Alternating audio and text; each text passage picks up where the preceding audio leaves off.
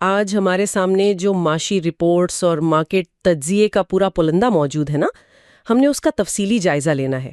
اور ہم سیدھا اس بات سے شروع کریں گے کہ راتوں رات پیٹرولیم مصنوعات کی قیمتوں میں جو 55 روپے کا ایک حیران کن اور غیر متوقع اضافہ ہوا ہے، اس نے پاکستان سٹاک ایکسچینج کو کس طرف دھکیل دیا ہے۔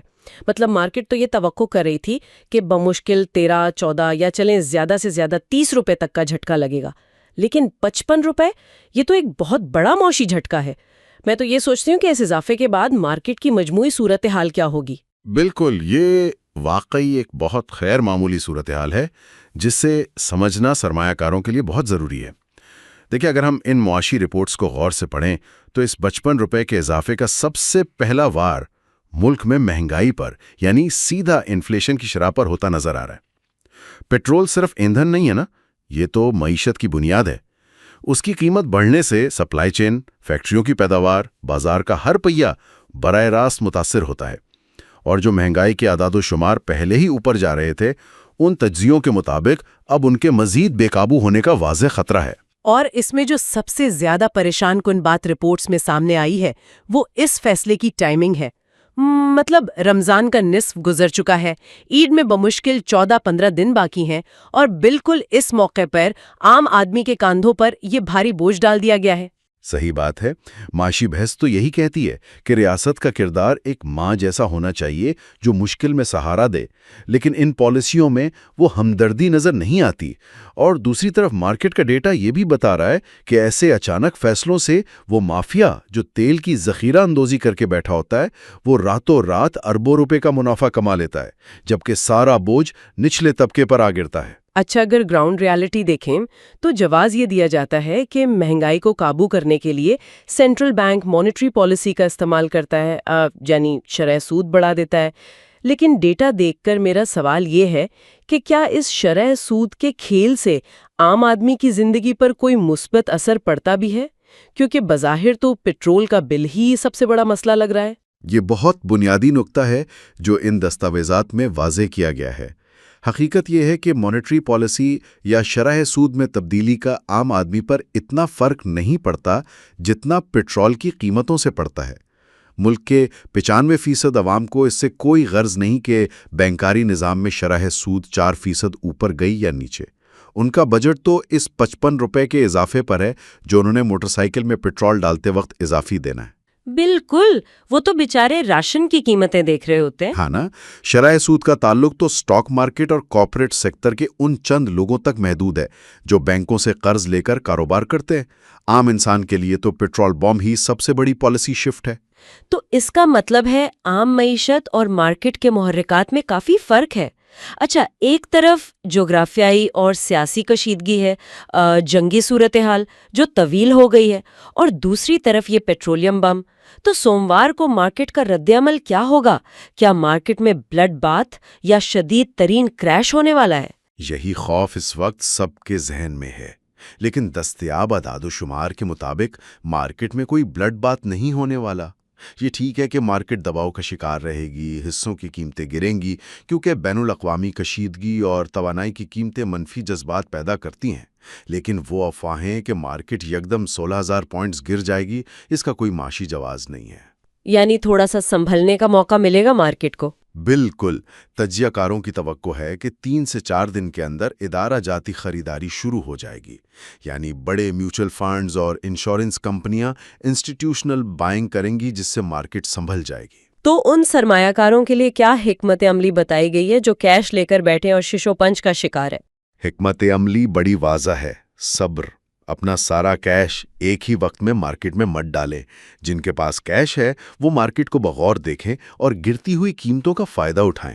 اسے ایکیومولیشن کہتے ہیں، یعنی معیاری حصوں کا انتخاب کریں اور اپنی کل رقم کا صرف 10 سے 30% تک حصہ استعمال کرتے ہوئے انہیں آہستہ آہستہ جمع کریں، اور جن کے پاس پہلے سے اچھے حصے ہیں انہیں سختی سے ہدایت ہے کہ وہ گھبراہٹ میں انہیں ہرگز نہ بیچیں، بس ہولڈ کریں۔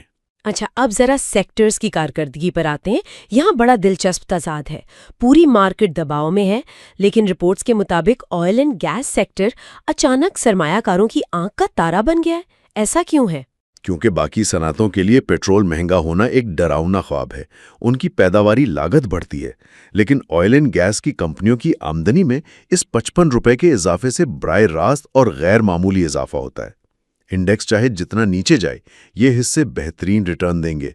रिपोर्ट्स में खास तौर पर ओजीडीसी यानी ओजीडीसी का जिक्र है, जिसका हदफ कम से कम 150 रुपए मुतवक्का है। और शायद पीपीएल का भी इसी कैटेगरी में जिक्र है। जी, पीपीएल भी सरमायाकारी के लिए इंतहाई पुरकशिश ऑप्शन बनकर सामने आया है, क्योंकि इसकी सालाना आमदनी में भी नुमायां बेहतरी की तवक्को है। और मेरे ख्याल में सिर्फ ऑयल एंड गैस ही नहीं, पावर और फर्टिलाइजर सेक्टर्स के डेटा में भी कुछ छुपे हुए खजाने हैं, खास तौर पर हब पावर, जिसे HUBC कहते हैं, और एंग्रो फर्टिलाइजर्स यानी EFART, जिन्हें इन रिपोर्ट्स में बाकायदा गोल्ड माइन कहा गया है।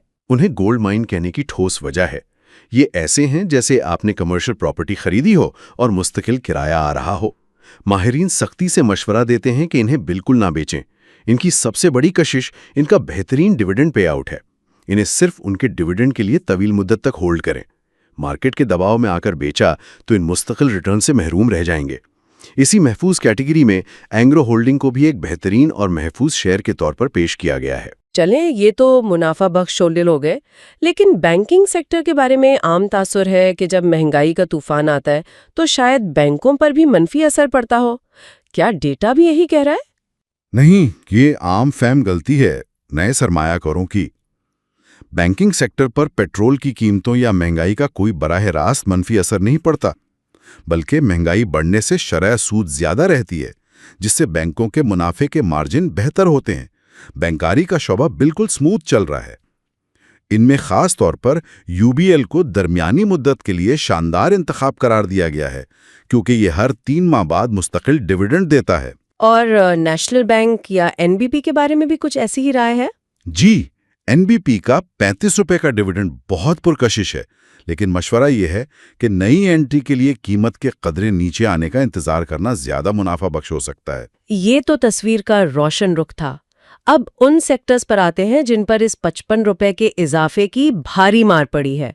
रिपोर्ट्स में सीमेंट, टेक्सटाइल और फूड सेक्टर्स की कारकर्दगी खासी तशवीशनाक दिखाई गई है। सबसे गहरा जख्म सीमेंट सेक्टर को लगा है।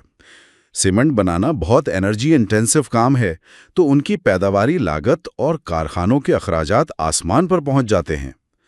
रिपोर्ट्स में एक आंखें खोल देने वाली केस स्टडी है। एक सरमायाकार के पूरे पोर्टफोलियो का 50% हिस्सा सिर्फ मैपल लीफ यानी MLCF पर मुश्तमिल है, और उन्हें फी शेयर 70 रुपए का भारी नुकसान हो रहा है। ओह, जब पोर्टफोलियो का इतना खून बह रहा हो तो इंसान कहता है कि बस बेच कर निकल जाओ।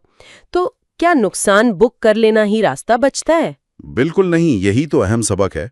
माहिरीन कहते हैं कि कम तरीन सतह पर नुकसान में हिस्से बेचना अक्लमंदी नहीं है। ब्रोकर्स भी हतमी पेशगोई से कतराते हैं, लेकिन सीमेंट कंपनियों के मालिकान यानी स्पॉन्सर्स के पास खुद बहुत हिस्से होते हैं। वो कंपनी डूबने नहीं देते। पूरी तवक्को है कि ये किसी भी वक्त बाउंस बैक करेगा। अंदाजा है कि 6-7 दिन की ट्रेडिंग में ये नुकसान रिकवर हो सकता है। बाकी टेक्सटाइल और फूड सेक्टर्स पर भी खाम माल की लागत का दबाव है, लेकिन फूड सेक्टर पर असर कदरे कम होगा, क्योंकि उनकी तलब मुस्तकिल रहती है। तो इस सूरत हाल ने छोटे सरमायाकारों के लिए पेनी स्टॉक्स और मिड टर्म की क्या टॉप पिक्स बताई गई हैं? उसूल वही है, सुस्त रफ्तारी से 10 से 30% जमा करना। छोटे सरमायाकारों के लिए सिनर्जी, जिसे सी एनर्जी को भी कहते हैं, और पाकिस्तान केबल्स यानी पास केबल्स को थोड़ा थोड़ा जमा करने के लिए बेहतरीन करार दिया गया है। और सर्विस ग्लोबल फुटवेयर यानी SGF का डेटा भी हैरानकुन है। ये स्टॉक 128 से गिरकर सीधा 98 पर आ गया है। क्या ये तशवीशनाक नहीं है? आम हालात में होता, लेकिन मार्केट की नफ्सियात देखें। ये एक इंतहाई उम्दा क्वालिटी की आइटम है। ये मार्केट के मजमूई खौफ की वजह से नीचे आई है, बुनियादी कमजोरी की वजह से नहीं। इसलिए इसे बेचना नहीं चाहिए, बल्कि अच्छे रेट पर मजीद खरीदना चाहिए। इसका मिड टर्म हदफ 140 से 150 रुपए या इससे भी ऊपर बताया गया है। इसका मतलब है बहरान में मौके हैं। स्टील सेक्टर में क्रिसेंट स्टील यानी CSAP के हवाले से भी रुझान मुस्बत है। ہدف 130 سے 135 تک بتایا گیا ہے اور مارکیٹ مزید گرنے پر ایمریلی اسٹیلز اور کریسنٹ ٹیکسٹائل یعنی CT کو بھی اچھے متبادل کے طور پر دیکھا گیا ہے۔ پاور میں کے الیکٹرک یا KEL کے بارے میں بھی ماہرین پر امید ہیں کہ یہ واپس ₹8.30 کے خرید ریٹ پر آ جائے گا اور نشاط ملز یعنی NML کو بھی محفوظ شیئر مانا جا رہا ہے۔ پورٹ فولیوز میں بجٹ، MTR اور BG کا ذکر ہے کہ انہیں مشکل میں ہولڈ کرنا ہی کامیاب حکمت عملی ہے۔ بالکل، کریسنٹ اسٹیل اور ان حصوں میں اب بھی پوشیدہ ویلیو موجود ہے، شرط بس وقتی نقصان برداشت کرنے کا صبر ہے۔ اب ذرا ان شیئرز کی طرف چلتے ہیں جنہیں رپورٹس میں سختی سے ایوائڈ کرنے یعنی ان سے دور رہنے کا مشورہ دیا گیا ہے۔ سب سے پہلا نام یونٹی فوڈز کا ہے۔ اس میں انتظامی اور مالکان کے معاملات کے مسائل ہیں۔ اسی طرح کوائس فوڈ کا ذکر ہے جسے ₹39 کی اونچی قیمت پر خریدا گیا تھا۔ اس میں نئی انٹری سے ہر صورت پرہیز کا مشورہ ہے۔ اس کے علاوہ فوڈ اور سیمنٹ میں بینس یعنی BNWM اور سوئی سدرن گیس یعنی SSGC کو خریدنے سے ہمیشہ منع کیا گیا ہے۔ یہ ویسا ہی محتاط رویہ ہے جو ماضی میں فوجی اور DG خان سیمنٹ کے لیے دیا جاتا تھا۔ اور PIA کی نجکاری کا ڈیٹا بھی بڑا دلچسپ ہے۔ اسے ₹1 پر خریدا گیا اور اب یہ ₹1.30 پر ٹریڈ ہو رہا ہے۔ اس میں کیا کریں؟ PIA خبروں پر چلتا ہے، اس میں وقت لگ سکتا ہے۔ مشورہ یہ ہے کہ جیسے ہی کوئی خبر آئے یا ₹5 تک جانے کی افواہ اٹھے، منافع لے کر فوری نکل جائیں اور کسی مضبوط شیئر میں شفٹ ہو جائیں۔ اور وہ شیئرز جو اچھے ہیں لیکن خبروں کی وجہ سے دبے ہوئے ہیں، جیسے کہ ٹامس CL جسے TOMCEL یا TOMS بھی کہتے ہیں، یہ 65 سے گر کر 45 کی خریدی ہوئی قیمت سے نیچے آ گیا ہے کیونکہ خلیجی ممالک، سعودی عرب اور ملائیشیا کے لیے ایکسپورٹ رک گئی ہے۔ یہ حالات کے مارے ہوئے حصے ہیں۔ ٹامس CL شیئر اچھا ہے، اسے ہولڈ کریں۔ اسی طرح غنی گلوبل گلاس یعنی GGG یا GGL ہے۔ جن لوگوں نے اسے ₹122 کی اونچی قیمت پر خریدا ہے انہیں بھی مشورہ ہے کہ یہ اچھے گروپ کا حصہ ہے، اسے ہولڈ کریں یا متبادل کے طور پر بیچ کر سینرجی میں شفٹ ہو جائیں۔ ویوز کے بارے میں بھی بتایا گیا ہے جسے ₹181 پر بک بلڈنگ میں لیا گیا تھا، اور غنی گلاس یعنی BGL کی بھی بات ہے اور ساتھ ہی ٹیلی کارٹ کا بھی ذکر ہے۔ ویوز کے معاملات رکے ہوئے ہیں، صبر سے انتظار کرنا پڑے گا۔ غنی گلاس BGL میں بھی لوگوں کا پیسہ پھنسا ہوا ہے، تیزی آنے میں وقت لگے گا، لہٰذا مارکیٹ کا انتظار کریں، اور ٹیلی کارڈ کو بھی فی الحال ہولڈ کرنے اور انتظار کرنے کی تجویز ہے۔ سست رفتاری سے داخل ہونے والے شیئرز میں صدیق سنز ٹن پلیٹ یعنی STPL اور ہائی ٹیک لیبریکنز یعنی HTL نمایاں ہیں۔ جی، STPL میں وہی ایکومولیشن والی بات ہے، کم قیمت پر 10 سے 30% کی مقدار میں تھوڑی تھوڑی انٹری لیں، اور ہائی ٹیک لیبریکنٹس کی قیمت اگرچہ بڑھ چکی ہے لیکن ماہرین اسے مستقبل کے منافع کے لیے بہت اچھا اسٹاک قرار دے رہے ہیں۔ ڈبل منافع کی توقع رکھنے والے اس کے متبادل کریسنٹ اسٹیل یعنی CSAP کی طرف بھی جا سکتے ہیں۔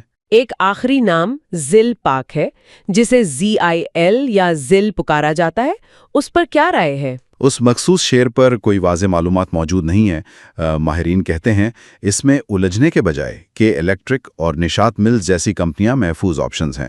ویسے فارما سیکٹر اور کرنسی کے کراس ریٹ کا بھی ذکر ہے کہ ان کا فی الحال مارکیٹ پر کوئی خاص اثر زیر بحث نہیں ہے۔ تو اگر ہم آج کے اس پوری گفتگو کا خلاصہ نکالیں تو پیغام صاف ہے، پینک سیلنگ بالکل نہیں کرنی، معیاری اور ڈیویڈنڈ دینے والے حصوں کو ہر صورت ہولڈ کرنا ہے، اور کیش ایک ساتھ نہیں جھونکنا بلکہ 10 سے 30% کی حکمت عملی سے ایکومولیشن کرنی ہے۔ آئل اینڈ گیس کو سیدھا فائدہ ہوگا جبکہ سیمنٹ جیسے سیکٹرز عارضی دباؤ میں رہیں گے۔ آپ نے بہترین خلاصہ کیا۔ بے یقینی ضرور ہے، لیکن ہر گرتی مارکیٹ نئے موقع لاتی ہے۔ جذباتی فیصلوں کے بجائے حقائق کی روشنی میں صبر سے کام لینا ضروری ہے۔ بالکل، اور یہاں سب سے اہم چیز جو ہم دیکھ رہے ہیں وہ یہ ہے کہ جغرافیائی تنازعات اور پٹرول کی قیمتوں جیسے بیرونی جھٹکوں کی وجہ سے آج آئل اینڈ گیس جیسے روایتی سیکٹرز مارکیٹ کا بوجھ اٹھا رہے ہیں اور منافع بخشیں، جبکہ مستحکم سمجھے جانے والے شعبے شدت کا دباؤ کا شکار ہیں۔ اس پوری صورتحال کو دیکھتے ہوئے ایک بہت بڑا اور غور طلب سوال ذہن میں آتا ہے جیسے جیسے پوری دنیا روایتی ایندھن کو چھوڑ کر قابل تجدید توانائی یعنی رینیوبل انرجی کی طرف تیزی سے منتقل ہو رہی ہے، تو کیا آنے والے چند سالوں میں پاکستان اسٹاک ایکسچینج کے اندر محفوظ ترین ڈیویڈنڈ اسٹاک کی پوری تعریف ہی مکمل طور پر تبدیل نہیں ہو جائے گی؟ سوچنے کی بات یہ ہے کہ کیا آج کے یہ سب سے منافع بخش سیکٹرز کل کے لیے سرمایہ کاری کا سب سے بڑا خطرہ تو نہیں بن جائیں گے؟